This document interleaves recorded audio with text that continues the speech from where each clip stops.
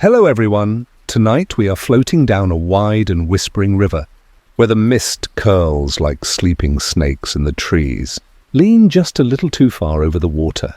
Like they're listening for something, maybe listening for you. The boat glides slow, the oars silent, but you feel the weight of every ripple underneath. The village ahead, if you can call a crescent of wooden. Hut's a village, doesn't show up on maps. But the smell of smoke, wet wood, and boiled root vegetables is very, very real. And so is the man waiting on the dock. He's not a villager. Too clean, too tailored, a crisp white linen shirt, trousers that actually fit, and a cane that isn't for walking, but for saying I'm better than you, but in a charming way. You step off the boat and onto the dock, which creaks in protest under your weight. The man tips his hat to you, yes, a hat, in this heat, and says in fluent, French-accented Lingala, "Welcome. You must be famished. You probably won't survive. So before you get comfortable, Take a moment to like the video and subscribe. but only if you really like what I do here. Let me know in the comments where you're watching from and what time it is over there. Now, turn off the lights, maybe turn on the fan for some soothing noise. And let's get started tonight. You're not sure what you expected, but a handshake, wasn't it? His palm is soft, too soft, like he's never worked a day in his life, and his nails are trimmed into perfect half-moons. He doesn't look out of place so much as unbothered by the setting. Mosquitoes don't seem to like him. Neither does the heat. While you're already starting to sweat, he just smiles wider. Like he's been waiting here for someone exactly like you. He introduces himself as Jean-Baptiste, and when you repeat the name, he smiles as if you've passed a test. I host visitors, he says, motioning for you to follow. You expect to be led into the thick jungle beyond the huts, maybe toward one of those colonial-style bungalows you see in faded photographs. But no, he takes you to a modest wooden home raised slightly on stilts. You think not creepy yet, just odd. You've seen stranger things. Like that time in Belize with the moss-eating man and the humming crows. Don't ask. Inside, though, is when the odd becomes off. The interior is cool and dim, lit by candles that don't seem to burn down. There's a long, polished table in the center, set for exactly two. White cloth, silver cutlery, not the cheap shiny ones, but old carved pieces. The plates are porcelain.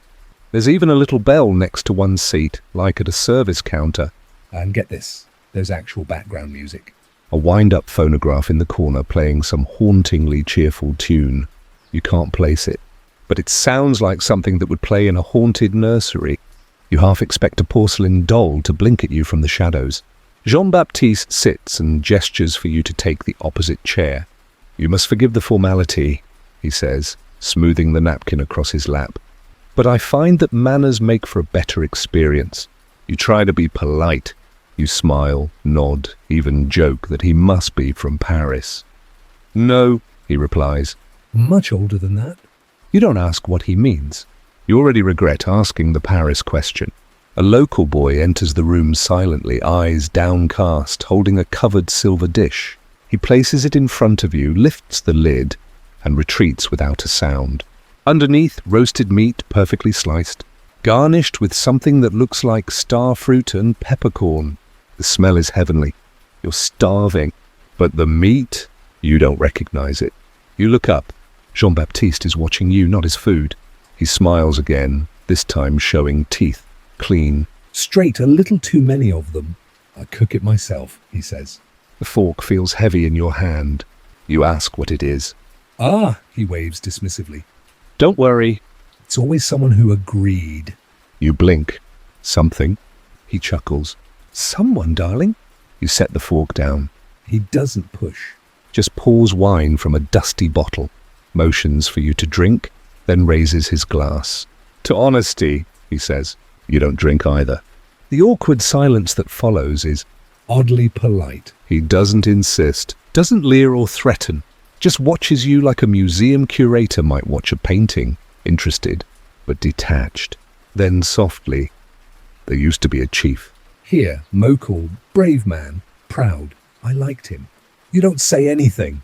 Jean-Baptiste continues, he came for dinner too, years ago. Said he would return with men and torches. You guess how that went? Of course, Jean-Baptiste says. He stayed. And I learned something new. You want to ask what he means by that, but you don't. You just want to get out of there. But your legs, they're tired. Too tired. Like you'd been walking for days. You think of the boat, the oarsman, the sleepy current. Eat if you wish, Jean-Baptiste says kindly, as if nothing's wrong. Or don't, it changes little. Your stomach growls anyway. He smiles again, not mockingly, just like he's seen this exact moment before, maybe dozens of times. A fly lands on the rim of your glass. You swat it away and finally ask, why only one guest? Jean-Baptiste's eyes light up. Because I never rush the conversation. You look around the room.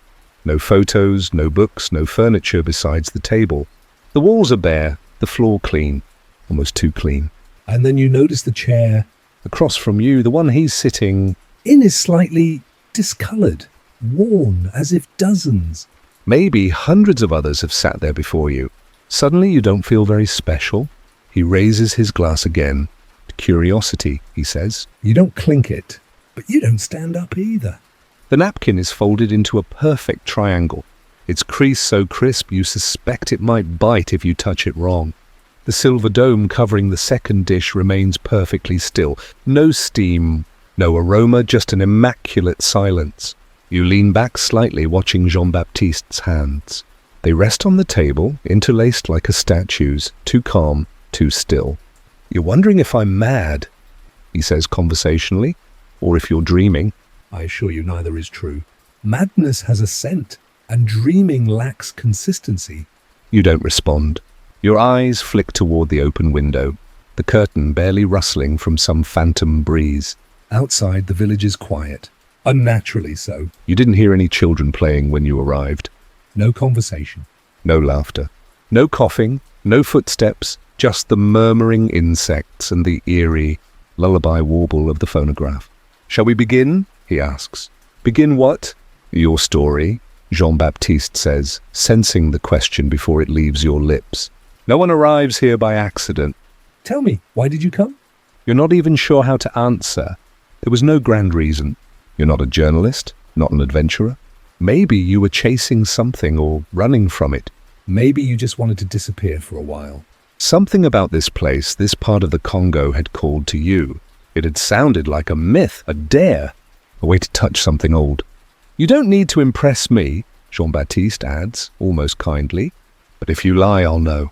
You shift uncomfortably in your seat, and something underneath the floorboards creaks, not from your weight, but somewhere deeper, below. I read about this place, you mutter. It wasn't in a guidebook, just footnotes, warnings, old colonial diaries. Jean-Baptiste chuckles. Ah, yes, those men love to write. They thought they were cataloguing monsters, when in fact they were only drawing mirrors. You ask him what he means, and he shrugs. Monsters, my dear guest, are often just the ones who eat slowly enough to watch themselves do it. You can't help it. What are you? He doesn't flinch, doesn't laugh, doesn't blink, just says, I am polite. The way he says it, you realize it's not a joke or a misdirection. It's an identity, a creed, like it's something he has fought to become. He lifts the lid of the second dish with a magician's grace. Inside bone, just one. Clean white, gleaming. Polished so smooth you can see the curve of your own reflection in it. Femur, he says helpfully. From a Dutch rubber baron, thought himself untouchable. But everyone here touches something eventually. You push your chair back. It doesn't scrape the floor. It glides, quiet as a coffin lid. He watches unbothered.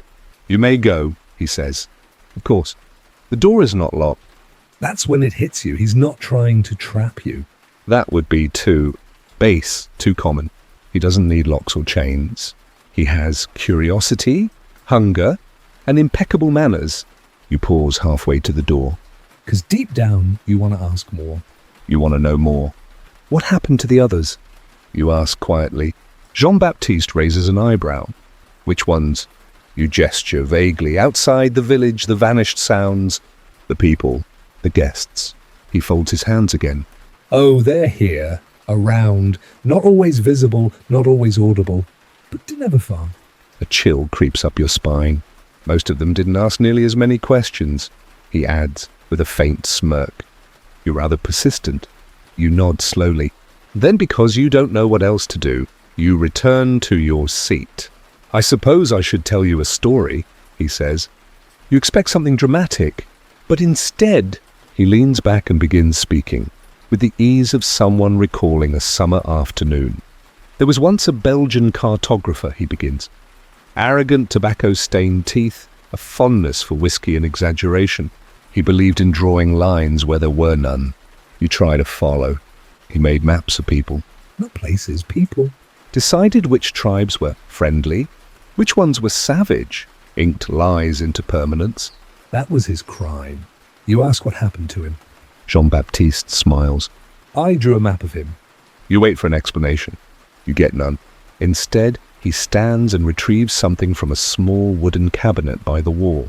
A map, rolled tightly and bound with twine. He hands it to you. You open it slowly, revealing a hand-drawn parchment covered in strange markings, not just roads or borders, but organs, arteries, muscle groups labelled like rivers. Names inked beside them. Gallbladder, Charles L. Left tibia, Genevieve M. Everyone I've known, he says quietly. Mapped and remembered. That's polite, don't you think? Never forgetting. You realise with a jolt that there are blank spaces on the map. Areas labelled only with numbers and tiny dotted lines. Future guests, he explains. You find yourself asking, am I on here? He tilts his head. Do you want to be? And that's the most terrifying part. Because your first instinct isn't to scream. It's to ask where. Another creak from beneath the floor. Something deep, wooden, hollow. Jean-Baptiste returns to his seat, refolds his napkin. Of course you can leave, he says again. No tricks, no locks, no curses. But stay long enough and you'll begin to understand. You'll want to understand. You ask him why he does it. Why not just eat like everyone else? He picks up the femur again, cradles it like a violin.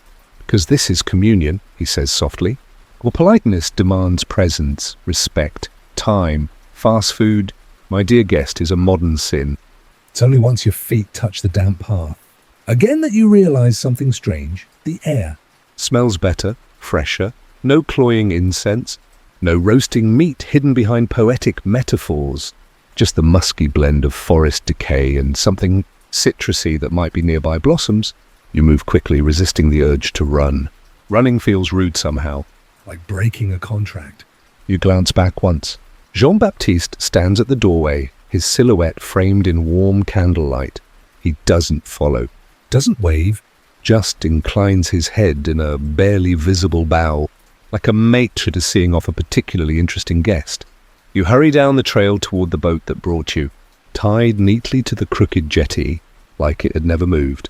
You half expect it to dissolve into mist as you approach, but no. It's real, solid, even a bit scuffed. The oar is still in place. You push off. Paddle once, twice. The river accepts you without question. As you drift downstream, it hits you again. He let you leave. Just like he said he would. No tricks, no sudden monsters in the underbrush. That shouldn't be more terrifying than staying, but somehow it is. 'Cause now you're wondering, why were you spared? Was it a test? Did you fail it? Did you pass? A noise behind you makes you freeze. It's not loud, just a whisper, like silk brushing against stone. You twist around nothing. The forest blurs, past in charcoal shades of green and black. The moon hangs just barely above the canopy, reluctant to illuminate your path. Your flashlight died hours ago. You don't dare light another match. And then up ahead, lanterns. Flickering, warm and swaying. It's a village. A real one. Not one built of fine china and cutlery like Jean-Baptiste's manor, but something rough-hewn and alive. Mud walls, thatched roofs, the scent of cassava and sweat. Real people. You dock. Feet hit mud. It sucks gently at your shoes like it wants to keep them. A child stares at you from a doorway, eyes wide, unblinking. A woman appears beside him and pulls him gently inside. You approach what seems to be the central gathering area, a thatched canopy over a circle of stools. A man sits waiting there, his face painted with ash, his robes threadbare but regal. You saw the gentleman, he says. It's not a question. You nod. He gestures for you to sit. You obey. Not many return, he continues, voice slow, thick with something old. You walk like a person who thinks they've escaped, but you carry his scent. You open your mouth to argue. He holds up a hand. No shame in it. We all carry something after him. You may wash, but it stays. You ask how he knows Jean-Baptiste. The man smiles, a bitter, remembering smile. I fed him once, he says. You blink. Fed him? Long ago. Before he was polite. You lean forward. Tell me everything. He leans back. You want the origin tale. The juicy part, of course. Everyone does. You nod carefully. He sighs. He was once a man of science. A surgeon, French, came here in 1882, said he wanted to help. They always say that. You ask if Jean-Baptiste was a doctor. The man shrugs. He had knives. He made incisions. He called it study. You called it slow killing. Your stomach twists. He tried to save a boy, the man continues. One of ours, snakebite, we told him not to. Said the spirit had already claimed the child, but he insisted. Cut into the boy's leg. Poured something into the wound. You ask what happened. He screamed. Then he stopped. A silence. The kind that creeps into your teeth.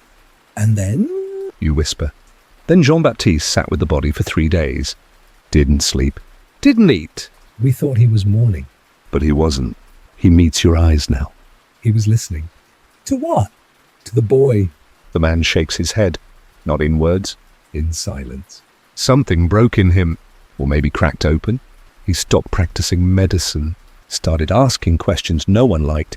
You ask what kind of questions? If the dead leave anything behind, if bones remember faces, if eating can be a kind of apology. His voice falters. We thought he was cursed. Maybe he was, but he didn't become what he is now overnight. You ask when the change happened. The man lifts his chin and his next words hit you like stone. When he ate himself, your breath catches. He started with a finger, just one. Said he didn't deserve a whole meal anymore. He cooked it. Seasoned it. I'd ate in silence.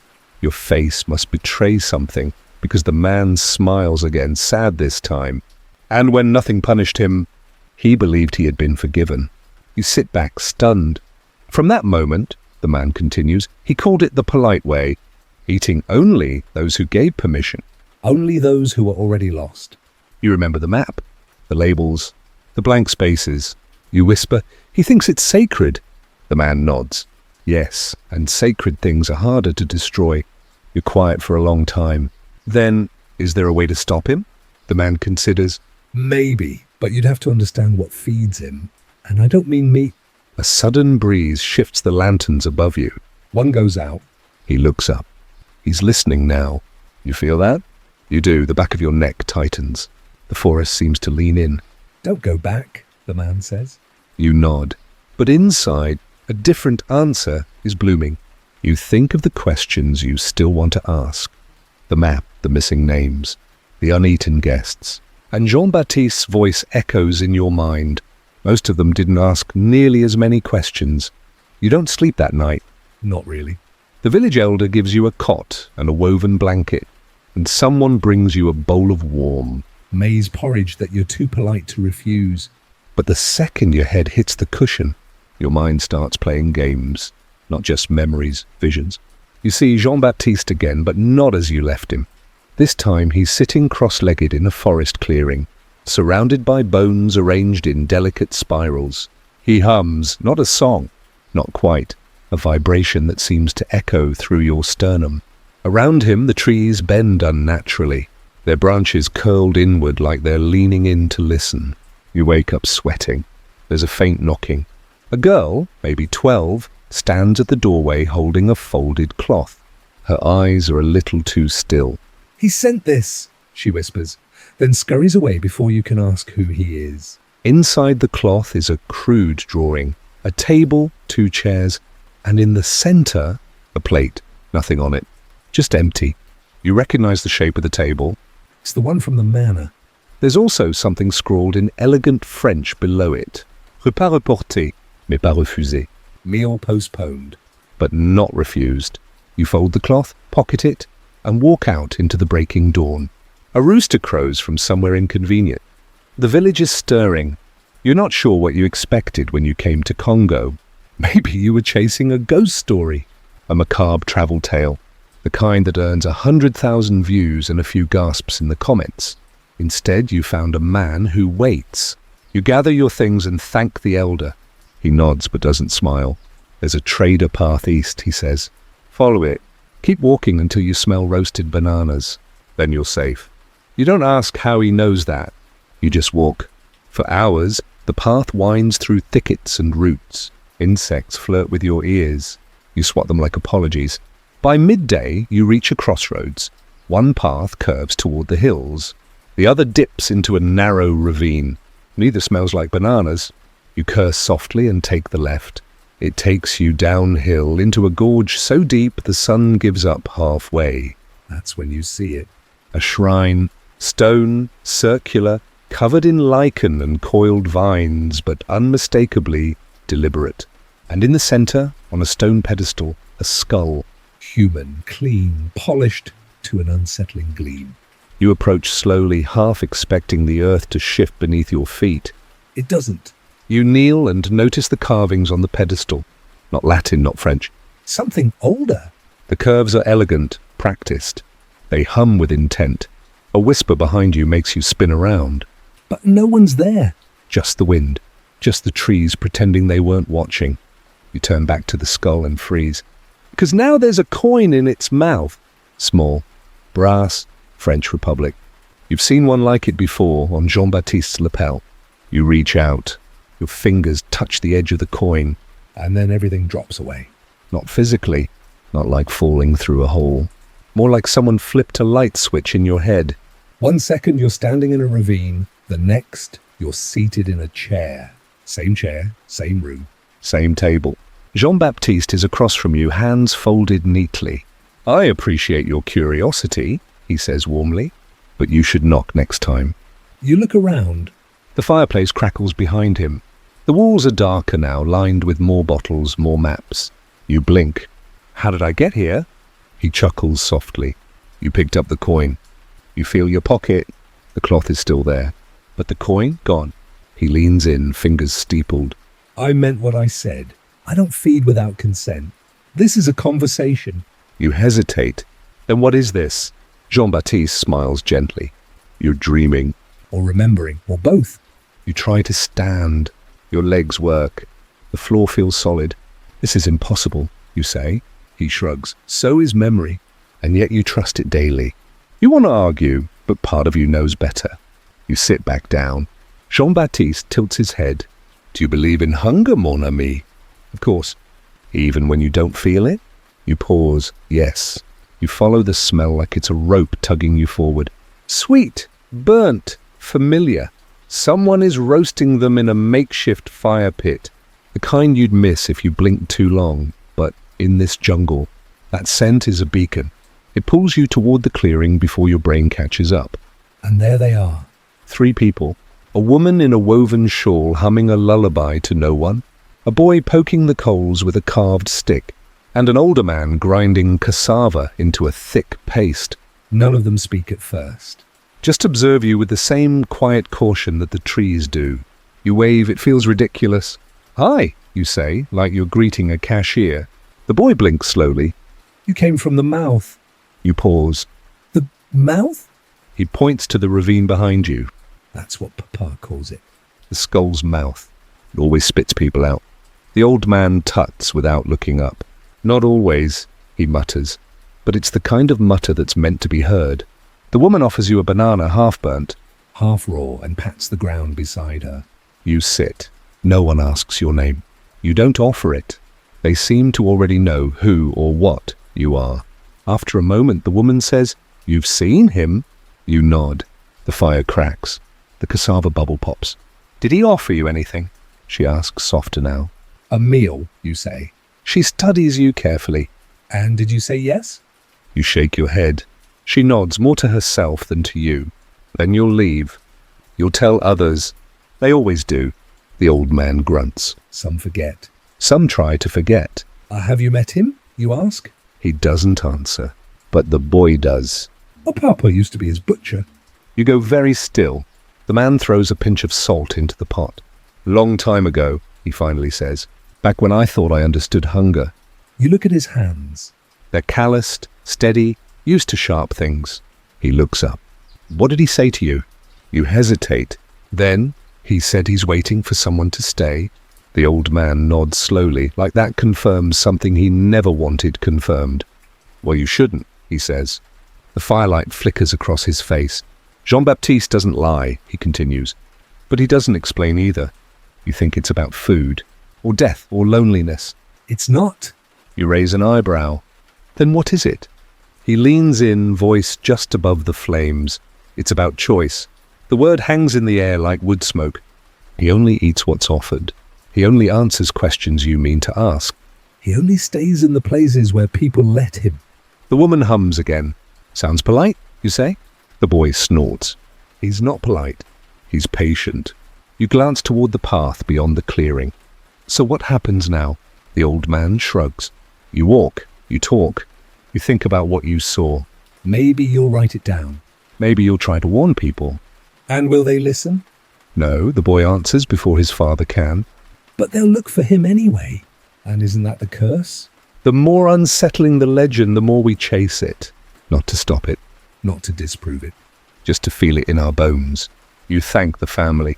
The banana sits awkwardly in your pocket, but you don't toss it. Feels rude. The path ahead climbs gently, brushing the hills. As you walk, memories twist like vines through your thoughts. The empty plate. The whispered hum. The way Jean-Baptiste looked at you like he was cataloguing your spirit for later. You reach a village by sunset. This one is louder. Chickens, radio static. Children arguing over a stick. Civilization in its messiest form. You love it immediately. You trade the banana for a ride. The driver, a man with a beard and a dashboard crucifix, asks no questions. The less you say, the faster he drives. By nightfall, you're back in a city with electricity and plastic chairs and street. Food that doesn't stare back. You sit on a hotel bed and stare at your hands. They don't feel like yours anymore. You upload a voice memo. Note to self, find out what cassava paste does to memory. Possibly nothing. Possibly everything. You laugh, just once. Sounds fake, even to you. Then your phone buzzes. An email. From unknown, no addressed re. Subject, unfinished meal. You open it. There's no body text. Just an image. A table, 2 chairs. And this time on the plate. A napkin neatly folded. You close the laptop. The room dims. And you say aloud to no one, I never said yes. A voice inside you whispers, you didn't say no either. The next morning greets you with a cold cup of hotel coffee and the distinct feeling that someone has rifled through your dreams while you slept. You try to shake it off, literally, stretching your shoulders, brushing your teeth like it's a ritual of purification. But the taste lingers. Not of toothpaste, of salt, of ashes, of something ancient crawling at the back of your throat. You tell yourself it's just the memory, but you know better. You're not alone. Not in this room. Not in this skin. Not anymore. You catch your reflection in the bathroom mirror. Blink once, twice, and swear, just for a flicker, you saw a man in the corner of the frame, wearing a wide battered hat, not smiling. Just waiting. You shake your head, leave the light on. And check out 20 minutes later. Outside, the city is bustling, but you feel like you're watching it through aquarium glass. You hear the conversations, but can't find their threads. Everyone is talking. No one is listening. Just like home. Your first stop is a local archive. You tell yourself it's research. That's true. But deep down, you're also looking for confirmation. That he's real. That he's always been real. The librarian is a gentlewoman with owl, glasses and a habit of humming nervously when you ask specific questions. Jean-Baptiste? She repeats, frowning. As in the Jean-Baptiste? You smile faintly. I'm guessing he's not exactly a rare character. She sighs and waves you toward the back. There's a box. Folklore reports mostly. Newspaper clippings. Not all credible. That's fine. Credibility's overrated when your dreams are sending emails. You dig through the documents like a raccoon through a garbage can.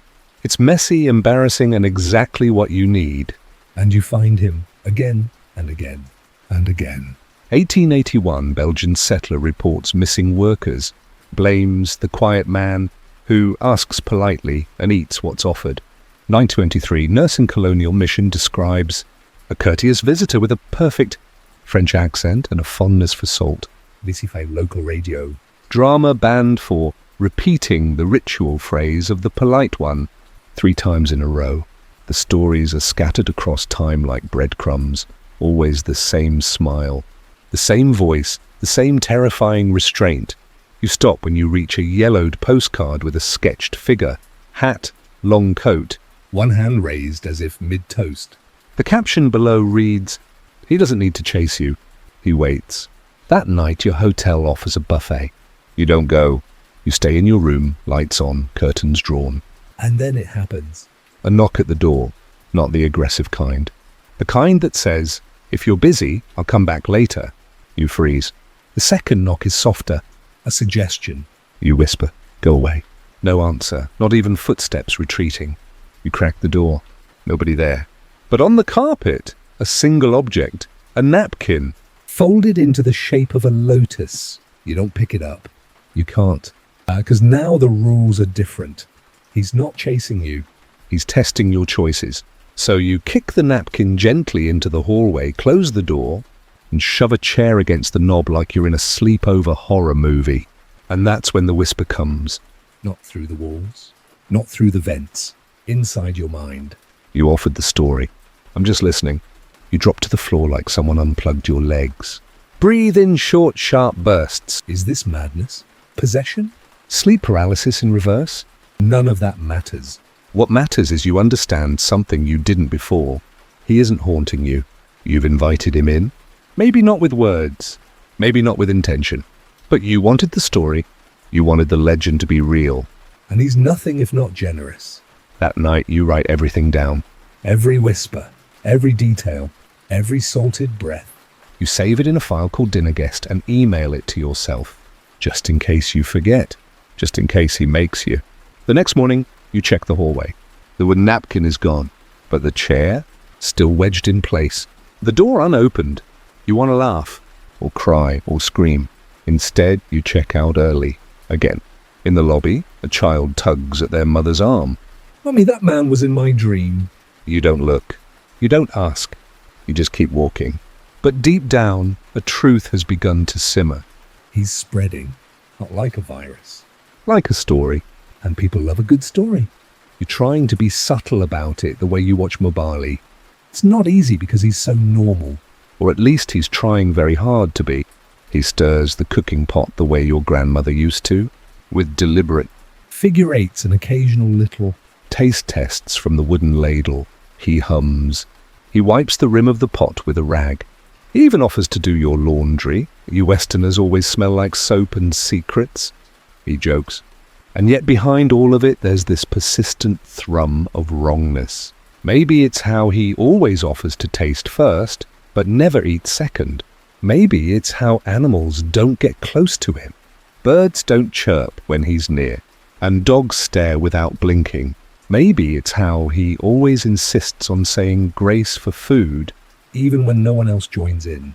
A specific grace too, not Christian, something older. The rest of your crew, bless them, have either accepted his quirks as part of the exotic experience or are too exhausted to care. Henri jokes that Mobali probably scares the jungle into behaving. Lucille calls him le cuisinier prophète, the prophet cook. Everyone laughs when she says it, even Mobali. You're the only one not laughing, not anymore. Because tonight, when the rain stopped and the stars came out like silver lice on black felt, you saw something. Just a glimpse. He was in the clearing, kneeling, speaking to no one, except you saw the ground ripple near his knees. Not water, not wind, just a twitch of movement, like something unseen was nodding back at him. When you asked him later what he was doing, he said, "Just talking to my ancestors. They get lonely when it's too quiet." He smiled. You didn't. And later, when you lay in your tent pretending to sleep, you remembered something, an old colonial report you read for fun months ago. The one about the kind eater of Likehorror, the one who didn't kill, the one who waited until his enemies died. and then ask their permission before dining. A kind of ritual, respectful, gentle, polite. You sit up. Suddenly, a lot of things click into place. How Mobali always carries incense bark, how he insists on burying the bones, even when it's just goat. How he never lets anyone else clean the knives. The word cannibal feels cartoonish in your head, Savage, reductive. like something you'd hear in a Tintin comic. But what if it's not the what, but the how? What if he's not a monster? What if he's a priest? You think back to the river crossing 2 days ago, where the local porters wouldn't follow. They said, but this place is taboo. Things live in the silence here. You'd laughed. Mobali hadn't. He'd nodded. Now you wonder if they knew something you didn't, and still don't. Dinner is served late. It smells amazing. Thick stew, root vegetables, a few cuts of unfamiliar meat. Maybe antelope. Maybe boar. Mobali won't say, and no one asks. They just eat, they trust him. You don't. You sip water instead, watching as the others fill their mouths, smacking and chuckling and scraping bowls clean. Mobali watches you too, not accusingly, not even curiously. Just waiting. When you get up to leave, he stops you with a single sentence. You'll be hungry in your dreams. You pause. What? But he doesn't repeat it. He just smiles that polite smile and stirs the pot again. Later, alone in your tent, your stomach groans. You curse your paranoia. Maybe it was just bored. Maybe you're being dramatic. But then the dreams start. They're slow, soft and horribly kind. You're seated at a long table, dressed in robes not your own. Your hands are painted with ash. Your lips are sealed with honey. Across from you, a man with silver eyes offers you a bowl. Inside, soup. A familiar smell. It's the scent of memory, of comfort. Of the campfire. You take a sip. You wake up full, and outside the jungle is quiet, too quiet. You don't remember the first thing that startled you awake that night, whether it was the clatter of something metal falling or the soft scrape of a foot that shouldn't have been there. But your eyes snap open to darkness thicker than usual, the kind that hums like it has its own pulse. The campfire has dwindled to embers. Somewhere nearby, someone is breathing wrong, raspy, too slow. Like they're listening instead of sleeping. You hold still, too still. The kind of stillness that people mistake for calm, though you're anything but. Your hands sweat under the thin blanket, and you count 4 sleeping bodies in the dim. But no 5th. Where's Mobali? A branch snaps. You roll over carefully, trying not to make a sound. Trying to pretend your ears haven't turned traitor and magnified every insect noise into a scream. Your gaze lands on something standing beside the cooking pot. At first you think it's a tree. Then the tree moves. It's him. The polite one. Mobali. Except something's not right. His back is to you, and he's mumbling in a language you don't recognize. Not Kikongo, not French, not anything human-shaped. His hands are moving with ritualistic precision, carving something into the dirt with what looks like a spoon. But you can see it clearly in the silver sheen of moonlight. It's not a spoon. It's part of a thigh bone. He looks up suddenly, straight ahead, though there's no one in front of him. He tilts his head like he's listening. And then says softly, "They said you would wake up." You try to convince yourself he's not talking to you, that maybe there's another you in this situation. Maybe he's sleep-talking, dreaming, high on something botanical. "Come, friend," he says, still not turning. "The meat is better when you bless it." You don't move. You barely breathe. A fly buzzes near your ear, and it takes everything in you not to flinch. "You think I'm like them," he continues. Voice calmer than a river on a windless day. "But I waited. I watched. I never took without thanks. Not once." He finally turns. His face is gentle, not malicious, not angry, just understanding. His eyes are kind. It's unbearable. And he says, "Would you like to try some?" It's the wrong question at the worst time, and you know it. You know it the way animals know earthquakes before they happen. You sit up without meaning to. He doesn't flinch, just smiles. From the firelight behind him, you catch a glimpse of something on his shirt. It's not blood. It's ash. Burned handprints. You don't ask who they belong to. The rest of the camp stirs. 2 others wake, confused, eyes adjusting. One of them, Pierre, mumbles a question, but he stops when he sees Mobali. And Mobali says again, they said you would wake up. Everyone is up now, standing, but no one speaks. It's like watching a dream run in reverse. No one's sure whether they should shout, or whisper, or bolt. And then something truly strange happens. Mobali begins to sing. It's low, rhythmic, a lullaby, a warning?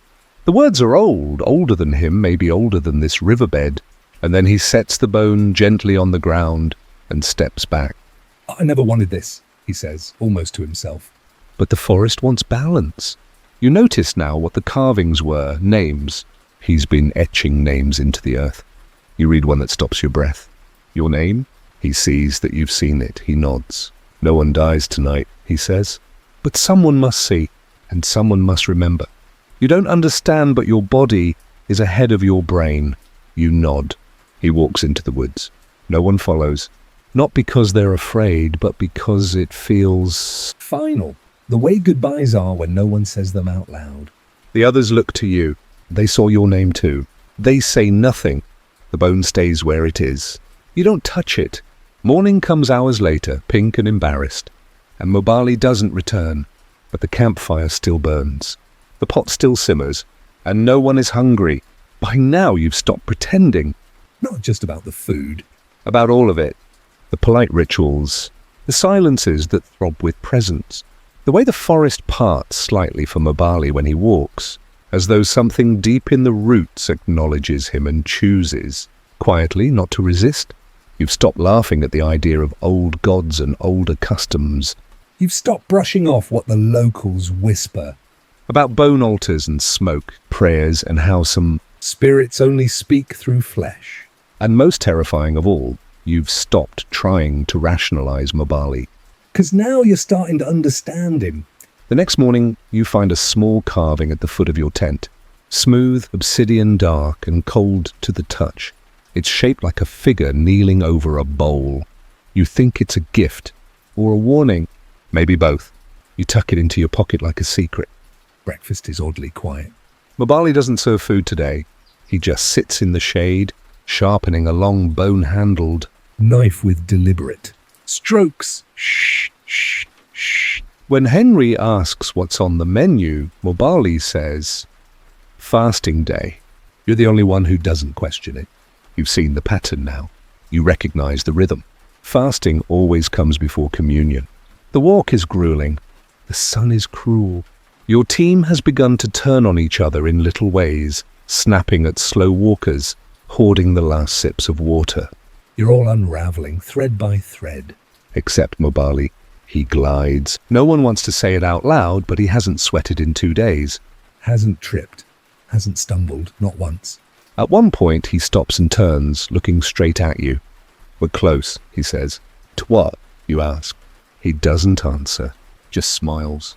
The same way he smiles at meat when it finally softens in the pot. That night, the team camps at a clearing, near a strange formation. Large stones, stacked in a circle. Not natural, not recent. The locals call it Bateki's plate, and none will sleep near it.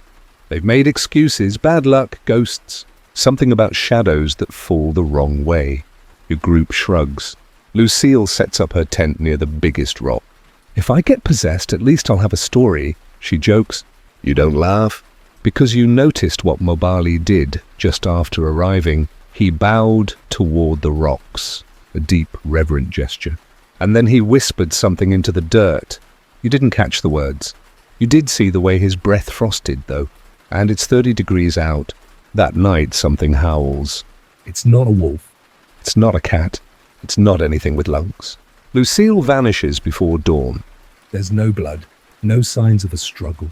Just her boots neatly placed at the mouth of her tent, and a clean bowl filled with a warm broth that smells kind. No one eats it. Except Mobali. When you confront him finally, it's not with anger. It's with awe. What are you really? He considers you. Then says very gently, the last one who remembers. You stare at him. He continues, I was trained by the last elder of the Congo Basin Guardians. Before maps, before missions, before shame. Guardians of what? He reaches out and touches your forehead with a single finger. You'll see. That night you dream again. This time you're standing in a long corridor of teeth, walls that hum, Floors that pulse like muscle. the air is meat-sweet, and something old and hungry kneels at the far end waiting. It has no face. But its voice is Mobali's. You are the guest now. You wake up choking on the taste of pepper and ash, and Mobali is standing just outside your tent flap, humming, not a song, a lullaby. For you. You don't leave the tent for a long time. The zipper feels like a boundary you can't uncross. On one side, breathable nylon. On the other, a jungle that hums, breathes, and watches. You know the others are awake. You hear whispered questions. Where's Lucille? Has anyone seen her boots? Why are there bowls outside all the tents now? Yes, every tent. Not just hers. Yours too. There's a bowl outside your tent flap. You haven't looked inside it yet. You won't look. Not yet. Instead, you just sit, waiting. For what, you're not sure. Maybe for someone else to scream first. Henri breaks first. He storms past your tent, loud and cursing. Sick joke, he says. Sick freaking joke. Then silence. You unzip your tent just enough to peek out. Henri's bowl is overturned, its contents spilled onto the jungle floor. The broth has seeped into the dirt like ink. But Henri is nowhere to be seen. Not a footprint. Not a snapped branch. Just air and a smell, faint but metallic, like someone whispered rust too close to your nose. Mobali walks slowly to the overturned bowl, kneels beside it, lays his hand over the spill, closes his eyes, then quietly. He didn't want to be received. You finally climb out of the tent. What are you doing? You ask. Mobali doesn't look up. Sending him off the old way. Not everyone is polite when they go. Some scream. Some resist. Some insult the table. He opens his eyes and looks directly into yours. You understand now, don't you? You don't answer. Instead, you ask the question that's been curdling at the bottom of your chest for days. Are we next? He tilts his head. You've always been next. The team is now 4. You, Martin, the medic, Suri, the documentary student. and Mobali. You walk without speaking that day, following him deeper into parts of the forest no one has mapped. Because maps don't work here. They bleed when you try. You pass a clearing where trees have bent inward, forming a canopy that looks like a rib cage. Suri stops and stares upward, whispering, "It's beautiful." You feel something drip onto your cheek. It's not rain. It's warm and red. You wipe it. Look up. Nothing. That night, you're allowed to ask one question. Mobali tells you this. One question only. Ask it well. Martin goes first. He's all nerves and sweat. Who are you feeding? Mobali's eyes glimmer. The one who stays hungry so we don't. Suri, how long have you done this? Mobali, this is my 17th walk. You don't want to ask anything. But he turns to you anyway and waits. You swallow. Why us? This time the answer is slower. More deliberate. You are the curious, the greedy. The record keepers. You're the ones who come looking with cameras and scalpels and guesses. But you don't listen. You consume. Then he leans forward, and I serve. The silence that follows is different from the ones before. This one isn't hollow. It's full, like something thick is pressing against your ears. Like the world is holding its breath. Suri goes missing just before dawn. Martin wakes you with shaking hands and wet eyes. She's gone. Tent's empty. No sign of her. But the camera she always wore around her neck, sitting neatly beside her untouched bowl. The footage, gone. You all know what's coming. That night there's a fire. Not a small cooking flame, but a full, roaring ceremonial blaze. And Mobali's wearing something new, a Wrap of patterned cloth over his shoulders, a headdress of woven reeds and dark feathers. He looks ancient, sacred, terrifying. He gestures for you and Martin to sit across from him. There are 2 bowls this time, and a platter. On the platter, strips of meat, dark, glazed, arranged like petals. Martin leans over to you and whispers, "Do we eat it?" You don't respond. 'Cause you already know the answer. You're not sure when Mobali starts chanting, or if the fire started humming back. All you know is that the night around you bends, leans, breathes. And when you look into the bowl, It shows you yourself, not your face. Not your skin. Your shadow. Flickering. Changing. You take a bite. Just one. The taste is indescribable. Not good, not bad. Just necessary. Across from you, Martin is frozen. Bowl untouched, eyes wide. Mobali says nothing, but you both know. He'll be gone by morning. Martin does not scream when he disappears. It's worse than that, he whispers. His voice drifts through the trees before sunrise, curling into your ears like breath on glass. You're not even sure he's calling for help. Maybe it's a lullaby. Maybe it's just the last thought he had before he vanished. Please don't let it hurt. When you unzip the tent in the morning, the fires burn down to black curls. Mobali sits beside it, stirring the ashes with a long carved stick. There are no bowls today. No platter. No songs. Just you. And him. You wait for him to speak, but he doesn't. He just rises slowly and starts walking again, barefoot on soil that crunches like sugar glass. You follow. You no longer question your obedience. It's not fear, it's gravity. Like the jungle has declared a new law, all paths bend toward him. The foliage shifts, opens. You find yourselves at the edge of a place that does not belong in this world. A circle of stone pillars, twisted, spiraled, each carved with mouths. Open mouths. Smiling, snarling, wailing. Mobali stops, places one hand flat against a pillar. This is where we share names. He sits cross-legged in the center of the circle, gestures for you to do the same. You hesitate. I'm not part of this, you say softly. He blinks. Of course you are. You ate. That's simple. That damning. You sit. He begins to chant, not in French, not in Lingala, not in any language you've heard. It sounds like a forest trying to cough. Like bones clicking in rhythm. Then he says your name. Your real name. The one you don't use anymore. The one you buried beneath degrees and jobs and white noise. You don't know how he knows it, but the moment he speaks it, the stone mouths tremble. You will feed the next, he says. Your stomach twists. No, you must, or you will be fed to it. You try to stand. You try to run, but your legs betray you. Not numb, just unwilling. Let me go. You are free, he says, once you are full. He reaches into the small bag at his side and pulls out a sliver of cloth. Red and frayed, Suri's scarf. You take it without thinking. It's still warm. He nods. You carry her now. Not as burden. As bridge. He stands, points toward a thin trail just beyond the stones, where the foliage droops like curtains. There. What's there? You whisper. The end. You walk. The path narrows, vines claw at your arms, but you push forward. Somewhere in the distance you hear singing. Not beautiful. Not in tune. Just steady, patient, like someone whittling time with sound.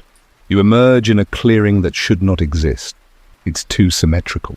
The trees are evenly spaced. The grass doesn't bend when you step on it.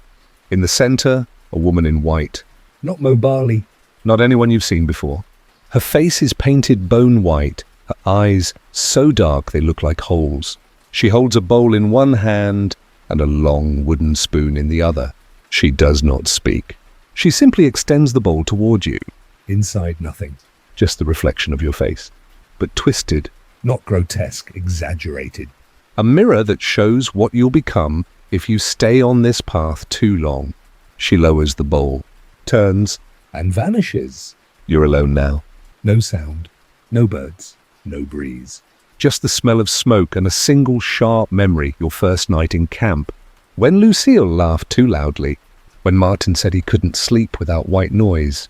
When Suri asked Mobali if she could interview him, and he said, I only speak to those who'll carry it forward. Now you understand. You return to the stone circle. Mobali is gone, but in his place a fresh bowl. Still warm, still waiting. You do not eat. Not yet. You sit and wait, because you know the next ones are coming. You hear them already, branches breaking in the distance. Voices complaining about bugs, flashlights clicking. Another team, another cycle. And you? You're the polite one now. The first thing they do is complain about the mud. It's always the same. Nervous laughter, jokes about jungle horror movies, someone insisting they're here for the experience. You watch them stumble into the clearing like kids at a sleepaway camp, swatting at mosquitoes, checking their phones, even though there's no signal. One of them makes eye contact with you. "Whoa," he says. "Didn't think we'd meet a local guide this deep in." You smile. It's not a big smile, just polite. He extends a hand. "Eli, I'm a documentary editor. You?" You glance down at your hands. They're dirty, calloused, not from labor, but from handling. "Field researcher," you say. Not a lie, just adjusted. There are 5 of them, all bright-eyed, all underprepared. You know what they think they'll find: rare species, tribal myths. Maybe a splashy expose about human rights violations they can submit to a festival. But the jungle has different plans. You lead them to the edge of the stone circle before sunset. You don't speak as much now, just enough to seem helpful. Not enough to give anything away. They don't notice. They never do. Eli crouches near one of the stone pillars, tracing the carved mouths with his fingertip. Creepy, he mutters. But cool. The blonde woman beside him, Jess, you think, flicks open a notebook. "Did you say the locals use this for naming rituals?" You nod. Sort of. Because if you explain it too clearly, it stops working. You guide them to a spot beneath the canopy, where the leaves form a high green ceiling. You build a small fire, show them how to keep it low to avoid attracting insects. You know they won't sleep. First nights are always loud. Someone sings. Someone swears they saw eyes in the bushes. Someone burns their marshmallows. You take the first watch. Not because you have to, but because the jungle talks to you now. It sings. It hums in the windless air. Around midnight, Jess leans over. "Hey, do you ever feel like something's watching us?" You nod. Yes. She waits for you to say more. You don't. In the early hours, the forest swells with sound, not animals in tension. Like everything is listening at once. You wake them before dawn. It's important they're tired, confused. Eli stumbles as you guide them toward the river. He sees something in the mud, a flash of red cloth. Suri's scarf. You buried it carefully. But the jungle likes to dig up memories. He doesn't touch it. Just stares. "What happened here?" he asks. You look at him for a long time. Then you say, "The same thing that always happens." He laughs uneasily. You're kidding, right? You walk on. He follows. Because they always do. At the bank, you find a wooden bowl washed up on the rocks. You didn't place it there. The forest did. Jess picks it up. "It's yours?" You shake your head. No, you say. It's yours. The words come out colder than you meant. But then maybe that's how they're supposed to sound. She laughs awkward. Hands it back. You don't take it. That night, someone disappears. It's the one who never introduced herself. The quiet one. She was always on the edge of the group, filming, scribbling. Now she's just gone. No footprints. No screams. No blood. Just a pair of headphones, neatly folded beside the fire. Eli freaks out. Where is she? Did she get lost? You kneel, press your palm to the dirt. She's not lost. Jess starts crying. Eli gets angry. You let them. 'Cause grief is fuel. In the morning, they refuse to move. Jess wants to hike back. Eli says they're not going anywhere without the others. You make a new fire. Place 3 bowls. Say nothing. They don't eat. But they look Longer than they should. Later, Jess starts whispering to herself. Not prayers, just fragments. Like she's tuning into something ancient. Eli throws his gear into a pack. "We're leaving," he says. "Now." You nod. Okay, but they don't leave. Because the forest keeps folding, turning, blurring. Paths double back. Trees repeat. And eventually they end up back at the stones. You watch them come apart, piece by piece. You don't enjoy it. Not exactly. But you do understand it now. The way Mobali did. He wasn't cruel. He was necessary. A bridge. A witness. A warning. You touch the nearest stone. Feel the echo. It hums warm and alive beneath your palm. Eli screams. Not loud. Just final. You don't turn around. You don't need to. The forest tells you what's happened. When you sit by the fire that night, only Jess is left. She's quiet now, kneeling, watching the flames. You pass her a bowl. She doesn't ask what's in it. She just lifts it. smells, tastes. And weeps. The next morning she's gone. Not taken. Left. She chose the deeper path. You respect that. You leave her scarf at the foot of a stone. There will be others. You wake up before dawn, as always. Not because you need to. There are no more guests to guide, but because it's what the forest expects of you now. Your back cracks as you stretch, bones stiff from sleeping too long on a bed of roots and whispers. The coals in last night's fire are still warm. You stir them with a stick, not to cook anything, but just to see the red. It reminds you of something human. Not much of that left. Your voice, maybe. Your fingers. The way you still hum when you're nervous. But the rest is borrowed. The wind picks up just as the birds should start singing. But they don't. That's always the first sign. Something's coming. And for once it's not a person. You walk the perimeter, checking the signs. No broken branches. No claw marks. But the vines near the stone circle have twisted into a shape you've seen only once before. A spiral within a spiral. The elders in Mobali's village used to draw it on their chests before a naming. You step back.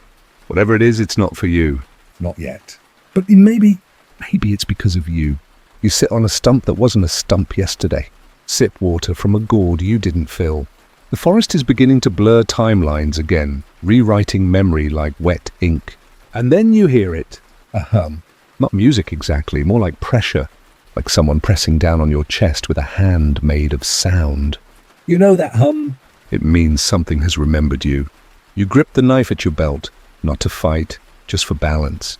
Like a child clinging to a railing. And you stand, because you've been called. You walk back toward the stone circle.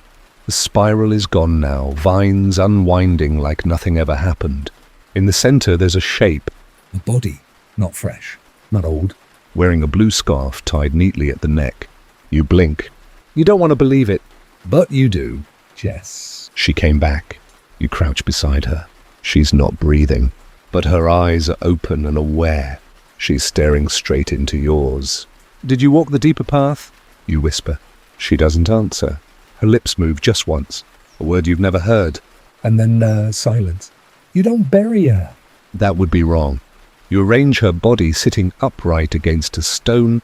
Head tilted slightly like she's still listening. And in some way, she is. That night you light a fire again. You leave 3 bowls out. Old habits. But no one comes. You dream of Mobali again. He's younger this time, barefoot, laughing, carrying something. In his arms that you can't see. Still trying to be polite? He asks. You shrug. It works. He chuckles, then frowns. You know what's next, don't you? You don't answer. He leans in. They'll come for you soon. You wake up with a headache and a mouth full of mud. Not metaphorical, literal mud. Packed into your cheeks like you were trying to silence yourself in your sleep. You sit up coughing. Wipe your tongue on your sleeve. The vines have twisted again. Not spirals this time. Names. Yours. Everywhere. Scrawled in leaves, pressed into bark, etched into stone. Your real name. The one no one has called you in years. You whisper it just once. The wind stops. The forest exhales. And you finally understand.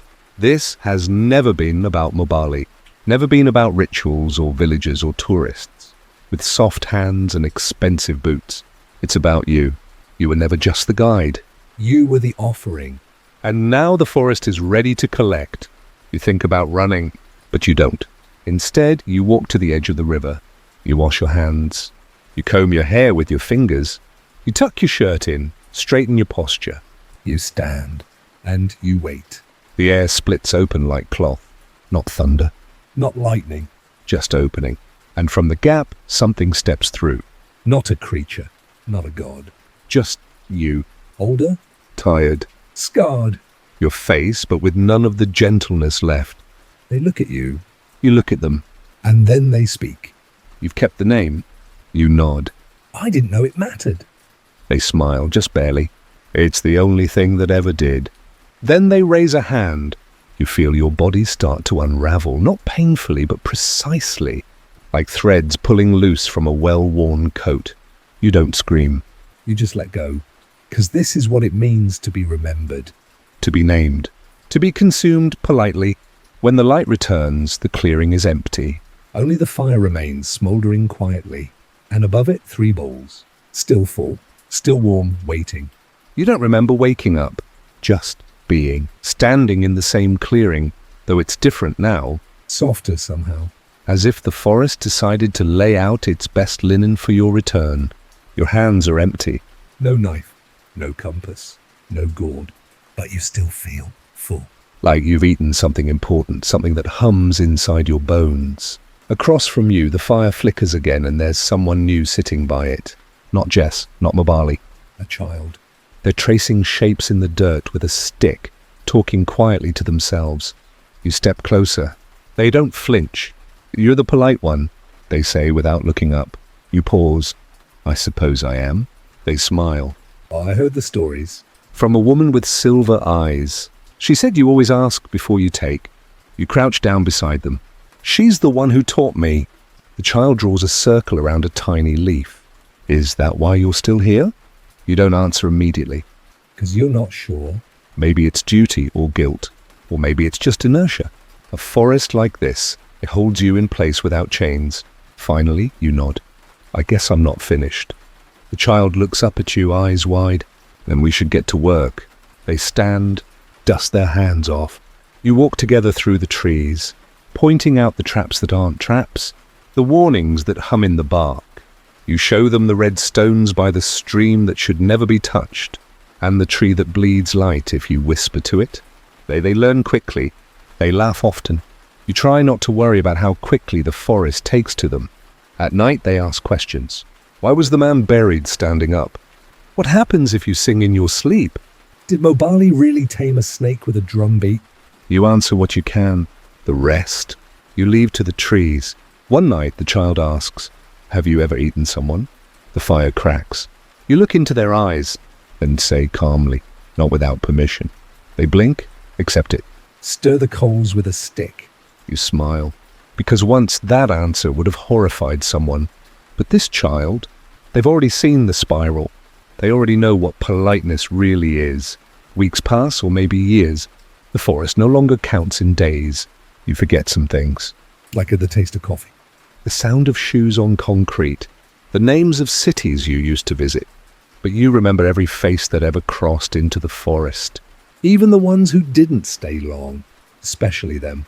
You're walking the northern path when the fog shifts and you see something impossible. A sign. Faded wooden, barely legible.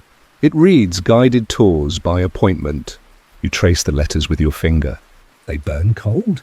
You turn around and there they are. A woman with a camera around her neck. A notebook in her hand.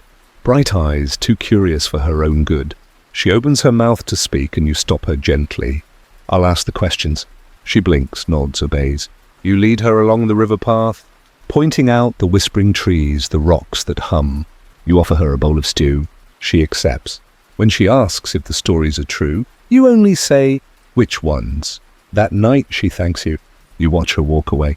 She'll tell her friends. They'll want to come too. You let them. Because the forest wants to be known again. But this time, on your terms. You write a new rule book. One with margins. With ellipses. You add pages when needed. Eventually the child, the one you taught, becomes the new guide. Their smile is sharper than yours ever was. They don't ask for permission as often, but they're still polite. Mostly. You fade into the edges, become the thing people glimpse just before a warning. Your name is no longer spoken aloud, just written sometimes in charcoal or ash. The polite cannibal of Congo, guide of the in-between, not a myth, Not a monster. just a memory that walks. One night you hear singing again, soft, distant, familiar. You follow it. And there, in the grove where the spirals first appeared, stands Jess, Alive. smiling, silver dust trailing from her fingertips. She sings a lullaby you didn't know you remembered, and you hum along. Not because it's required, but because it's polite. In the quiet of that moment, Jess still singing, you still humming, the forest does something unexpected. It exhales, Not the wind. not the rustle of leaves, Something deeper. a full-bodied breath from roots to canopy, a sigh centuries in the making. You feel it move through you, rearranging things you didn't know were loose, pulling at memories you'd buried deeper than any bone. Jess stops, looks at you. You stayed, she says. Not a question. You nod. Someone had to. She kneels, pressing her palm to the ground. The silver dust spreads from her fingers, spiraling out like roots or veins or directions on a map. Then with a quiet pop, the air sharpens. You feel it immediately. A presence. No, not a presence. All of them. Everyone who'd come before. The guests. The uninvited. The vanished. The child, Mobali. Even the ones who never made it far enough to tell their story. They're here. Watching, listening. And then a voice, not hers, not yours, asks, "Are you ready?" You glance at Jess. She shrugs. "I've been ready for a while." "So you answer the only way you know how." "May I?" The voice chuckles, like water boiling. Like bees in a jar. Granted. The forest opens. Not a path, a wound. It slices through the trees like an invitation, revealing a place you don't recognize but already understand. A clearing filled with stone chairs, empty except for scraps of clothing, teeth, journals, names. You step into it. Each footfall triggers a memory, someone's scream. Someone's prayer. Someone's last bite. You take your seat. Jess takes hers. One by one, others appear. The child, the guide, the curious woman with the camera, even the ones who shouldn't still exist, like the man with the blue tongue, the one who only spoke in riddles. They sit quietly, a circle of polite monsters, each waiting their turn. 'Cause this is no tribunal. It's dinner, and tonight, stories are the main course. You begin. No clearing of throat. No preamble. Once upon a time, a man crossed into a place he didn't believe existed. They lean forward. The child nods, finishing your sentence with you, and the forest asked him to stay. Laughter, snapping firewood. A bowl passed hand to hand, filled not with food, but memory. Scooped, tasted, swallowed whole. Each person adds something. The man with the riddles offers an echo. The woman with the camera shows a photo that wasn't there before. Jess hums. The child translates it into gesture. And you? You watch it all. You let it happen. 'Cause for the first time in your life or unlife, you're not the only one telling the story. They all are. It's messy. Out of order. Deeply human. And absolutely polite. When it ends, if it ends, it doesn't do so loudly. There's no applause. Just a silence so perfect it almost feels wrong. Then one by one, they rise. Disappear into trees, into vapor, into legend. You stand last. Not because you must. But because someone has to turn off the lights. The clearing closes behind you. Jess slips away without goodbye. You walk back toward your fire. Alone again. But never lonely. You sit. You wait. You smile. 'Cause someone new will arrive soon. They always do. And when they do, you'll greet them properly. With a bow.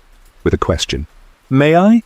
And then, only if they say yes, you'll begin again. Oh, that was the story of the polite cannibal of 19th century Congo.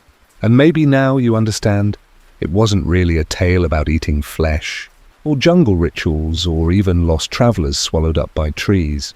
It was a story about presence, about how we linger, about the way certain stories refuse to die, even when everyone in them already has. You met a forest that doesn't sleep. You met a girl who sings to the bones.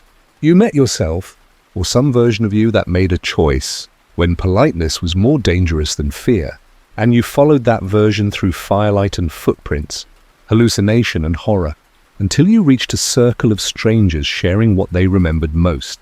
Maybe you noticed something along the way. The cannibal wasn't the monster. The monster was forgetting what was done, Forgetting who was lost. forgetting the price of just passing through. You stayed, you listened, you remembered. And in doing so, you became part of the story. So if you're still awake, here's your final task. Carry it forward. Whisper it on the wind. Leave it scrawled in the margins of a guidebook. Hum it beneath your breath the next time you feel watched in the woods. Just don't explain it. Let the forest do that. And if someone ever offers you a seat beside the fire with a gentle, "May I?" know that the polite thing is to say yes. Thanks for joining me tonight. Now sleep well, traveler. Or try to.